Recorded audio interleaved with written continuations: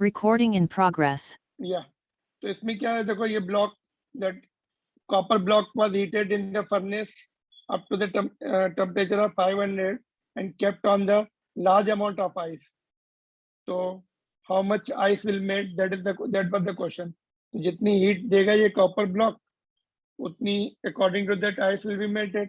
The heat given by the copper block will be ms delta t.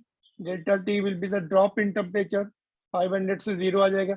Mass of the copper block is given, specific heat is given, and temperature drop will be 500 minus 0, because finally it will attain the 0 degree Celsius along with the ice, because large amount of ice is there at 0 degree Celsius. तो इतनी heat देगा, और Q is equal to ml वाले फॉर्मूले से मास is equal to Q by M. L is for 1 kg. Total heat available को अगर L से डिवाइड कर दिया तो हमें total ice melted will be there. तो टोटल हीट ये है, latent heat of the ice in SI unit is this much, divide कर देंगे 1.5 kg. तो this much ice will melt. ठीक है, तो this was done.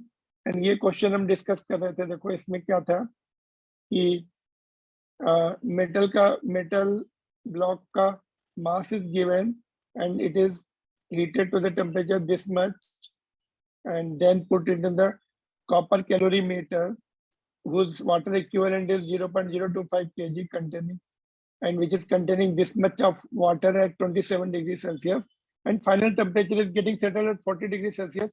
Calculate the specific heat of metal. ठीक है, तो इसमें देखो what I was telling you, mass of the water is indirectly given. Volume दिया है, जितना वॉल्यूम होता है उतने ही, जितना CGS में वॉल्यूम होगा उतने ही ग्राम वाटर होता है. वाटर का, बिकॉज 1 लीटर का वाटर का, if you know 1000 cc cubic centimetre is equal to 1 litre, है ना, is equal to 1 kg. Water का ये होता है. तो जितना सीसी है उतने ही ग्राम में 1000 ग्राम हो गया ना, तो 1000 cc का 1000 ग्राम होता है. तो 150 cc का 150 ग्राम होगा, उसको 1000 से डिवाइड करके केजी में कन्वर्ट कर लिया. और water equivalent of copper calorimeter is given 0.025. मतलब कॉपर कैलोरीमीटर कितनी हीट ऑब्जॉर्व करेगा, इतने वाटर के बराबर, है ना. तो कॉपर कैलोरीमीटर का स्पेसिफिक हीट नॉट गिवन. तो what indirectly what they are telling you, increase the amount of water. कितना है 150, और उसमें इतना ऐड करना है 0.025. तो that much you have to add, because specific that the whatever calorimeter is absorbing the heat, that will be calculated in this. उतने heat water absorb करेगा 0.025. तो वाटर का अमाउंट बढ़ा लेना है, बिकॉज इसका हम सेपरेटली नहीं लिख रहे, कैलोरीमीटर का हीट ऑब्जॉर्ब सेपरेटली नहीं लिख रहे. तो वाटर का अमाउंट बढ़ा के लिखा हमने, वाटर इक्विवेलेंट का मतलब ये है. तो इतना हो गया. Now principle of calorimetry, heat drop is equal to heat given is equal to heat taken. कौन हीट दे रहा है, ब्लॉक, उसका टेम्परेचर ड्रॉप होगा. कौन हीट ले रहा है, वाटर, है ना, एंड उसका टेम्परेचर बढ़ेगा. तो heat given by the block is m1 s1 delta T. तो मास इज गिवन 0.2, उसका स्पेसिफिक हीट कैलकुलेट करना है. Temperature is dropping from 150, final temperature is becoming 40 degree. तो 40 हो गया. इसका वाटर का टेम्परेचर, वाटर का मास कितना है, 0.175. वाटर की स्पेसिफिक हीट नहीं दी थी, वो हमने टेबल में देखी, क्लोज टू 4200. वाटर का टेम्परेचर कितना राइज हो रहा है, 40 हो रहा है. इनिशियल कितना था, 27. तो इतना 13 डिग्री राइज ऑफ टेम्परेचर. इसको हमने इधर शिफ्ट कर दिया. ये 110 मल्टीप्लाइड बाई 0.2 विल बिकम 22. 22 को हमने नीचे शिफ्ट कर दिया. जब हमने कैलकुलेट किया तो ये आंसर आ रहा, देखिए 434.3 जूल्स पर केजी पर kelvin. This is in SI unit. This is the final answer, but NCERT book में उन्होंने पर ग्राम में दिया है. तो नीचे जो केजी है उसको हम 1000 ग्राम में कन्वर्ट करेंगे, 1000 से डिवाइड करेंगे तो 0.4343 आ जाएगा जूल्स पर ग्राम पर केल्विन. तो ग्राम में दिया इसलिए हमें भी कन्वर्ट करना पड़ा, but gram is not the SI unit, but answer is given in this. You may think कि सर गलत है आंसर. आंसर ये दिया हुआ देखो, can you see, this is the answer given in our textbook, 0.43 joules per gram. It should be kg, like this it should have been given, but we have checked it, it is okay. ये answer सही है, ग्राम में उतने ही आ रहा है 0.4343. Now they are telling, इसमें second part में क्या बोल रहे हैं, if the heat losses to the surrounding are not negligible, is your answer greater और स्मॉलर. तो स्पेसिफिक हीट कम आएगी। अगर हीट लॉसेस हो जाएंगे थोड़े तो specific heat will be less, कम आएगा कैलकुलेशन उसका, because some heat has gone to the atmosphere, उसके कैलकुलेशन नहीं होंगे, specific heat will be calculated will be smaller, है ना। जितना लॉस होगा उतनी कम स्पेसिफिक हीट कैलकुलेट होगी, तो आंसर विल बी स्मॉलर, है सेकंड पार्ट का आंसर। क्लियर? ये थोड़ा सा डिफरेंट क्वेश्चन था, this can be asked in competitive examination JEE and NEET apart from your examinations. इसमें कोई डाउट है किसी को? बोलिए, anybody want to ask anything in this question?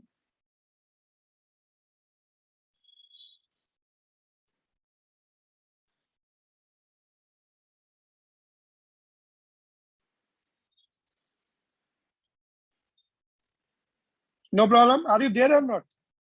आप लोग हैं लाइन पर? Yes, sir. Yes, sir. Yes, sir. Yes, sir. ठीक है, कुछ पूछना है इसमें क्वेश्चन नंबर 14 में?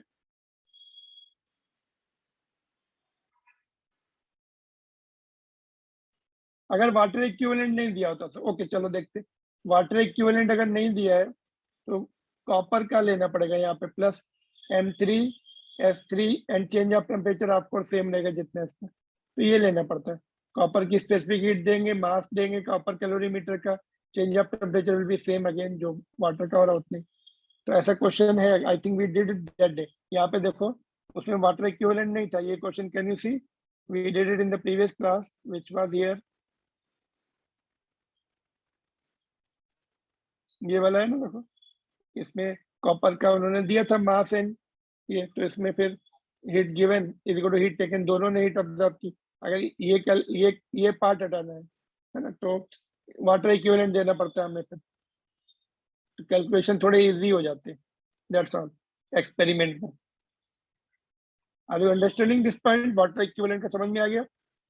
Yes, sir. Because Yes, sir. Copper calorimeter is also observing, तो उसके ये हटा के वाटर इक्विवेलेंट दे देते हैं। आप उतना वाटर बढ़ा के लिखिए तो आपका calculation will be accurate, experiment में accurate result will be there.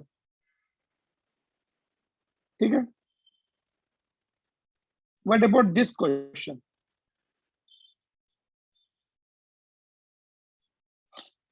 बोलिए, can you read it on your own and बताइए, just you have to tell me how to solve this question. 2 kg of ice is there at minus 20 degrees Celsius, mixed with 5 kg of water at 20 degrees Celsius in an insulating vessel. मतलब insulating क्यों? Because heat losses should not take place, having negligible heat capacity. अच्छा, यहाँ पे उन्होंने क्या किया, vessel की heat capacity negligible कर दी, मतलब it is not absorbing any heat. इसका मतलब ये हुआ negligible heat capacity, it is not absorbing any heat. Calculate the final mass of the water remaining in container. It is given that the specific heat of water and ice are this much, while the latent heat of fusion is 80 kilocalorie per kg.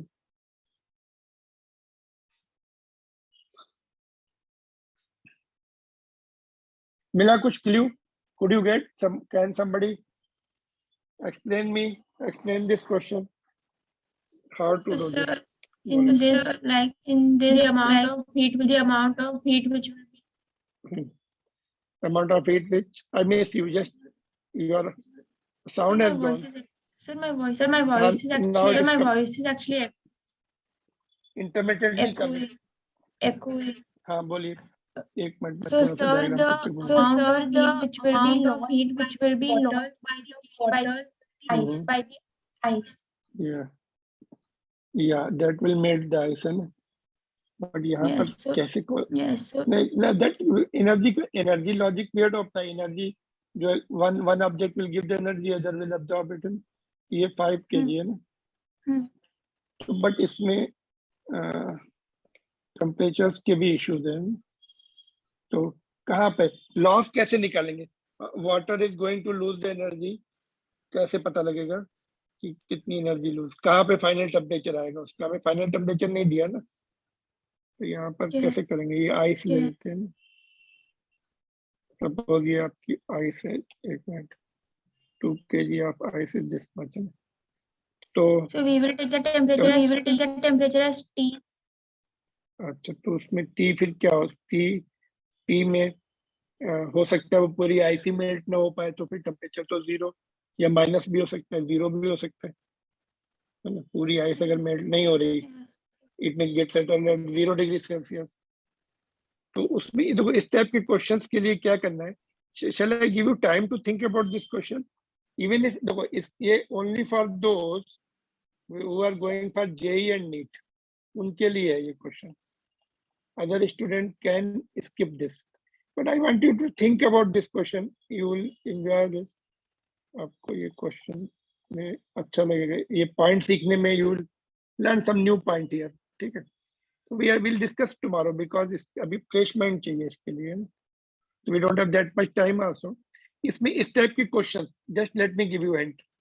तो क्या करना पड़ता है, water है ना, उसको 0 degree पे ले आओ, ब्रिंग इट एट 0, कितनी हीट देगा वो नोट कर लो, ड्रॉप लिखना पड़ेगा फिर उसमें, है ना, कितनी उसका कितना टेम्परेचर ड्रॉप हुआ, 0, तो that much heat is available, that heat will start melting the ice, पहले उसको 0 तक लेके आएगी, फिर उतनी हीट माइनस कर लो, फिर क्या, फिर उतनी हीट माइनस कर ली, फिर कितनी हीट बची है, that remaining heat will melt the ice, तो वो निकाल लो। अगर और भी हीट बची है, फिर दोनों 0 डिग्री पे हो जाएंगे, and then temperature will start rising. अगर हीट बची है तो हीट के कैलकुलेशन में देखने पड़ेंगे बार बार कितनी हीट बाकी, हीट अगर नहीं बची, आइस पूरी मेल्ट भी नहीं हो पाई, तो 0 डिग्री पे सेटल हो जाएंगे वो, it will not rise the temperature. तो ऐसे देखना पड़ता है, वाटर को 0 पे लेके आना पड़ता है, even if final temperature is not 0, तो वी हैव टू सी कि वाटर का टेम्परेचर, वाटर 0 डिग्री पर आ गया, इतनी हीट देगा, है ना। फिर आइस को आइस को 0 पर लाना है, बिकॉज माइनस पर है, कितनी हीट लगेगी वो निकाल लो, टोटल हीट में से वो माइनस कर लो, फिर उसके बाद मेल्टिंग के लिए कितनी हीट लगी वो देख लो, अगर वो हीट भी माइनस कर ली, फिर भी कुछ हीट बची है, तो temperature will rise from 0 to certain temperature, फिर वो लगा देंगे टी टेम्परेचर, मान लेंगे उसका कितना।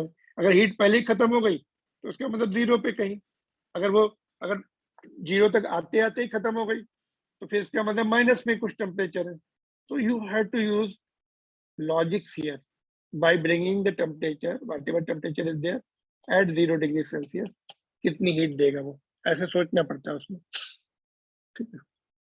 तो therefore this is good question, I will show you how to solve this, those who are going for competitive examination, तो others can leave it, ठीक है।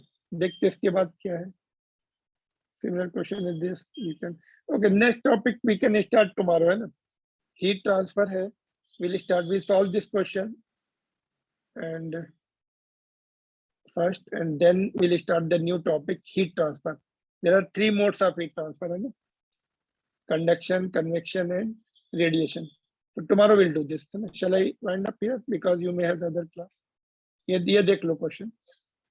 Those who are for going for competitive examination should try this question sincerely. And इसमें final temperature भी निकलना है. What is the final temperature? Second part में, what is final temperature of mixture?